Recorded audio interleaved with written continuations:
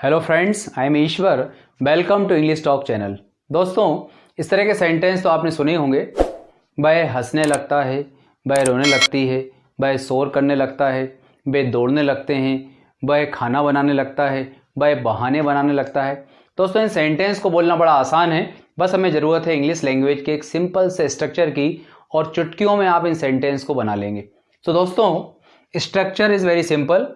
Sentence की शुरुआत जैसे आपको मालूम है हम सब्जेक्ट से करते हैं। स्टार्ट या बिगिन, ये दो वर्ब हैं दोस्तों। दोनों में से एक ऑप्शन है, चॉइस है हमारे पास में। हम चाहें तो स्टार्ट का यूज करें या चाहें तो हम बिगिन का भी यूज कर सकते हैं। इसके बाद भी एक ऑप्शन है हमारे पास में, स्टार्ट या बिगिन के बाद में हम टू लगाकर वर्ब की फर्स्ट फॉर्म को कनेक्ट कर सकते हैं, या फिर जो वर्ब रहेगी उसके साथ आईएनजी जोड़ करके हम बना सकते हैं। यानी दोनों ही ऑप्शन ठीक है। एक सेंटेंस है दोस्तों यहाँ पर, वह रोने लगता है, वह रोने लगता है। तो इस सेंटेंस को हम दो तरह से कह सकते हैं। जैसे आप देखें, सबसे पहले इसके हम थोड़े से ग्रामर की बात करें कि ये जो सेंटेंस है प्रेजेंट इंडेफिनिट टेंस का है, तो यहाँ पर जो है हमें यूज करना है स्टार्ट, ही स्टार्ट। लेकिन स्टार्ट में हमने एस लगाया है, इसका रूल है प्रेजेंट इंडेफिनिट के कारण।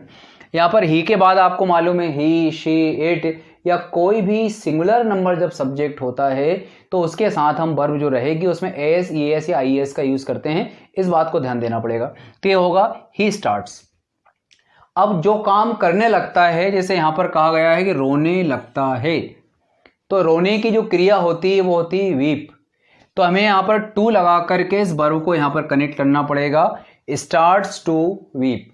सेंटेंस है वह रोने लगता है, तो हम कहेंगे ही स्टार्ट्स टू वीप।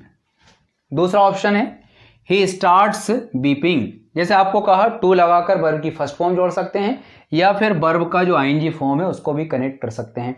तो हम कहेंगे ही स्टार्ट्स वीपिंग। इन दोनों सेंटेंस का मीनिंग एक ही है दोस्तों।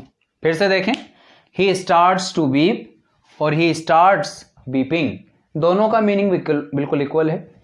एक और चीज देखें दोस्तों, स्टार्ट के प्लेस पर हम चाहें तो बिगिन का भी यूज कर सकते हैं। बिगिन का यूज करें या स्टार्ट का यूज करें, बात एक ही है। वह रोने लगता है, हम कह सकते हैं ही बिगिंस, टू से कनेक्ट करना है और वर्ब की फर्स्ट फॉर्म लगाना है। सेंटेंस होगा ही बिगिंस टू बीप, वह रोने लगता है, या फिर ही बिगिंस बीपिंग। सो दोस्तों, ये चार सेंटेंस हैं, चारों का मीनिंग बिल्कुल इक्वल है।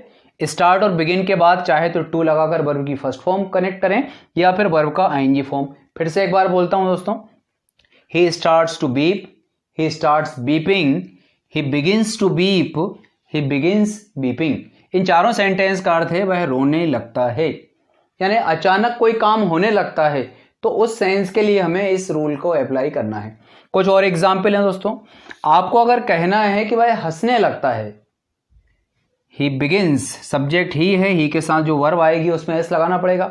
ही बिगिंस टू लाफ, वह हंसने लगता है, ही बिगिंस टू लाफ, या फिर he begins laughing, he begins laughing.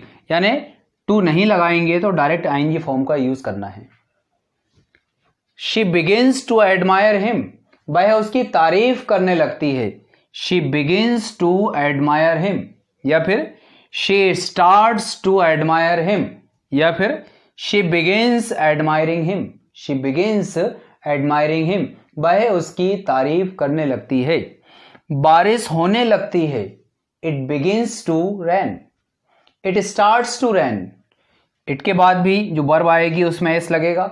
it begins to rain या it starts to rain, या फिर आप कह सकते हैं it begins raining, it begins raining। अब देखते हैं दोस्तों कुछ और एग्जाम्पल इन शब्दों के। दोस्तों, यहां पर एक सेंटेंस है, he began to play chess. Begin की सेकेंड फॉर्म जो होती है दोस्तों बिगेन होती है, और अगर स्टार्ट यूज करना होगा तो स्टार्ट की सेकेंड फॉर्म होती है स्टार्टेड। यानी इनका यूज जो है हम प्रेजेंट टेंस में भी कर सकते हैं, पास्ट या फ्यूचर में भी कर सकते हैं। जनरली प्रेजेंट या पास्ट टेंस में इस तरह के सेंटेंस को बोला जाता है। जब हमें कहना होगा कि भाई चेस खेलने लगा, तो हमें देखना होगा कि ये जो टेंस है कौन सा है, पास्ट। भाई चेस खेलने लगा, तो यहां पर हमें बिगिन की सेकेंड फॉर्म बिगेन का यूज करना पड़ेगा। इसका अर्थ हुआ भाई चेस खेलने लगा। रूल वही है, बस यहां पर हम टेंस के रूल के कारण बिगिन के प्लेस पर जो है बिगेन का यूज कर रहे हैं। टू के साथ में जो वर्ब होगी उसकी फर्स्ट फॉर्म आना चाहिए, या फिर जो है हम बिना टू के डायरेक्ट वर्ब के साथ आईएनजी लगा करके भी सेंटेंस को बोल सकते हैं। यानी आप इसे कह सकते हैं he began to play chess, या फिर he began playing chess, he started to play chess, या he started playing chess. He began to make a noise, वह शोर करने लगा, he began to make a noise, he began to make a noise.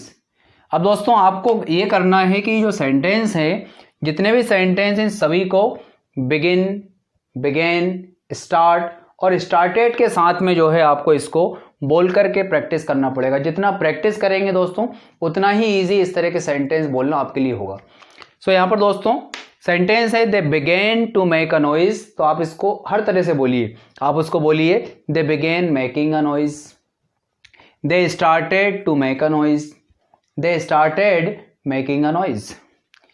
अगर आपको कहना है कि भाई बहाने बनाने लगा, he began making excuses, he began making excuses, और वह बहाने बनाने लगता है, तो आप बोलेंगे he begins making excuses, he begins making excuses. यानी दोस्तों टेंस के रूल के अकॉर्डिंग बिगिन, बिगेन, स्टार्ट या स्टार्टेड का यूज करना है। शी बिगेन गोइंग देयर, वह वहां जाने लगी, शी बिगेन गोइंग देयर, वह वहां जाने लगती है, she begins going there. He began beating him, वह उसे पीटने लगा, वह उसकी पिटाई करने लगा, he began beating him, he started beating him. They began fighting, वे लड़ने लगे, they began fighting, they started fighting, या फिर दे स्टार्टेड टू फाइट, या फिर दे बिगेन टू फाइट। ये चारों सेंटेंस इक्वल हैं दोस्तों। She began reading a letter, वह एक पत्र पढ़ने लगी, she began reading a letter. He began asking about Mohit, वह मोहित के बारे में पूछने लगा, he began asking about Mohit. So दोस्तों पहले लेवल पर आप ये करें, किस तरह के छोटे छोटे सेंटेंस बोलकर अभ्यास करें। जब आपको ये सेंटेंस बोलना आ जाएंगे दोस्तों, तो आप बड़े आसानी से इनको दूसरे सेंटेंस के साथ कनेक्ट कर सकते हैं। उदाहरण के लिए जैसे जब मैंने मोहन से बात की, वह हंसने लगा। When I talked to Mohan, he started to laugh. When I talked to Mohan, he started to laugh. जब पापा ने उसे डांटा, वह रोने लगा। When पापा scolded him, when पापा scolded him, he started to weep, या he started weeping। है ना दोस्तों, सेंटेंस में जब आप अभ्यास कर लेंगे तो आप इनको अन्य सेंटेंस के साथ जोड़कर बड़े आसानी से बोलने लगेंगे।